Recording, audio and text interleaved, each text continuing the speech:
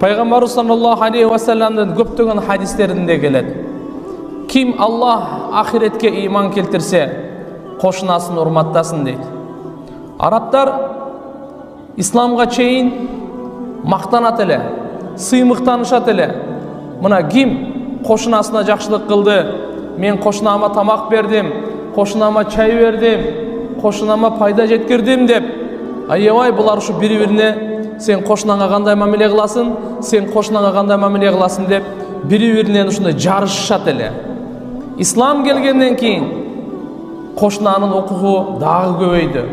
Пайғамбарымыз саллаллаху алейхи ва саллям айтады: Жабраил алейхиссалам периште маңа осият қыла берді қошынаның оқуы туралы. Ақыры мені күмөнүм кетті, мурасқорлық қылып қоят окшойт деп, мурасқа дағы шерик болот окшойт деп ойлап қалдым дейді туғандар. Демек Алла Таала мұсылмандарға важип қылып атат қошынаға жақшы мамиле қылғанды. Жақын болу, ұзақ болу, араб болу, араб емес пе, қайсы түсте өңді болсын, қошынаның урматы мұсылман болса дағы, мұсылман емес болса дағы біз урматташыбыз керек. Біз сыйлашыбыз керек. Менен зиян көрбесін, менен аға зұлымдық болбасын, менен ал ушу жаман бір жаққа көчүп кетип калбасын менин жамандығымдан.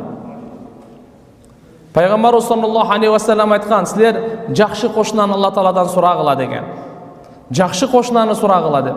Жаман қошынадан пана тілегіле, жаман қошынадан Алла Тааладан сақтануыңыз тілегіле деп. Пайғамбар бұл қошына чоң нерсе екен. Сіз сапарда кетесіз, аялыңыз бар, бала чақаңыз бар.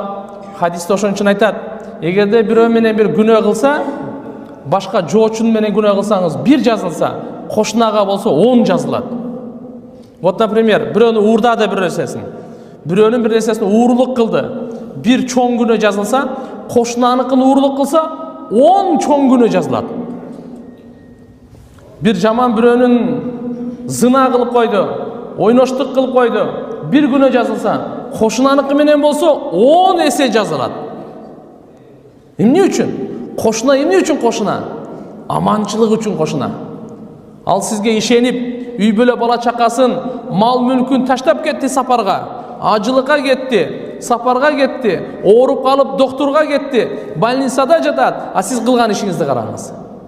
Сизге ишенип кетсе, сизге ушундай аманат тапшырып кетсе, сиз ошонун мүлкүн уурдап атсаңыз, же болбосо ошого мусор таштап атсаңыз, же болбосо жаман ниет менен келинине, кызына, аялына жаман ниет кылып, кандай деген туугандар.